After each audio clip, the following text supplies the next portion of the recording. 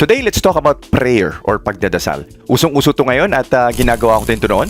At tignan natin yung iba't ibang pananaw ng mga believers sa pagdadasal at yung findings ng science about it. At sa huli, magdadasal ako bilang isang atheist.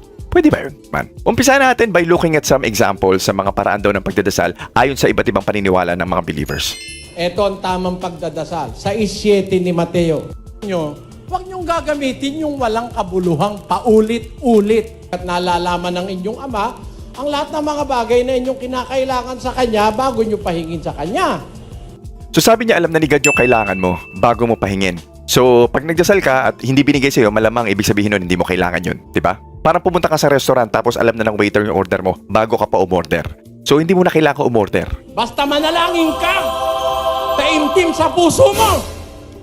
Kahit isang beses mo lang bigkasin, nauunawaan ka ng marunong sa lahat na Diyos. Amen? Yan, ginagalit nyo si Brother Eli. Sabi na nga, huwag pa ulit-ulit ang dasal kasi alam na ni God. Okay, next.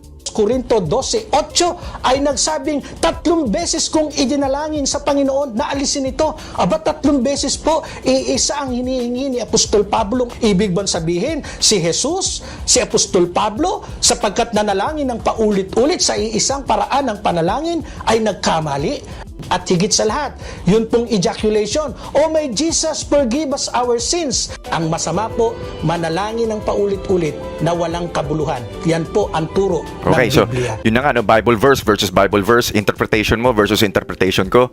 Isang libro, iba-iba yung meaning. Kaya naman rambulan talaga. Pero ito naman sa Katoliko, ang dasal daw kahit paulit-ulit, basta may kabuluhan. Tsaka, ejaculation.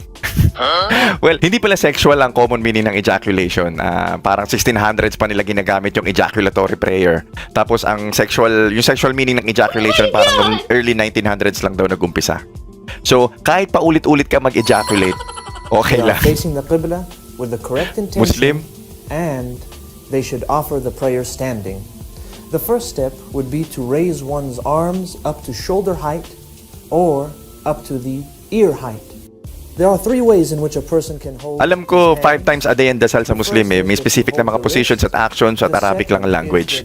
Medyo technical yung mga steps nila. Kung di ako nagkakamali, ang reason daw bakit ganun ay dahil para daw mapunta ka sa state of prayer or faith or submission to God. Okay? So next na tayo. He wants you to pray the way you are made, the way you were designed. God created the many colors of the rainbow. He created you with your personalities, with your idiosyncrasies, with your preferences, with your passions. And He wants you to pray the way He made you. Are you listening to me? You have a prayer language.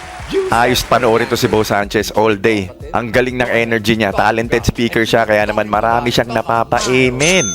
Anyway, ang sa kanya naman ay kung anong personality mo daw, okay lang daw na ganun ka din magdasal kasi ganun ka ginawa ng Diyos. At least may freedom ka. Pwede ka magdasal sa panaginip kasi halimbawa antukin ka, di ba?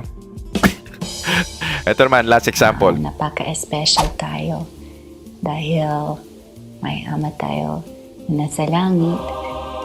Gusto niyang makipag-usap sa atin at yung paraan para sa atin na makipag-usap sa Kanya ay sa pamamagitan ng panalangin. Napakasimple ito. Sabihin niyo lang, Ama namin nasa langit.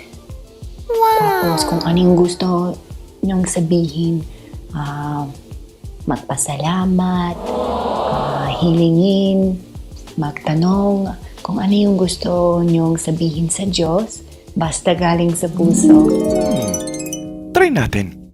Ama namin, nasa langit. Gusto ko po ng lemon iced tea. Gusto ko po ng sandwich na may palamang mayonnaise.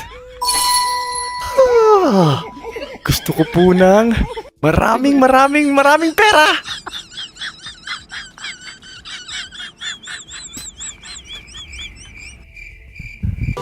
Nasa Diyos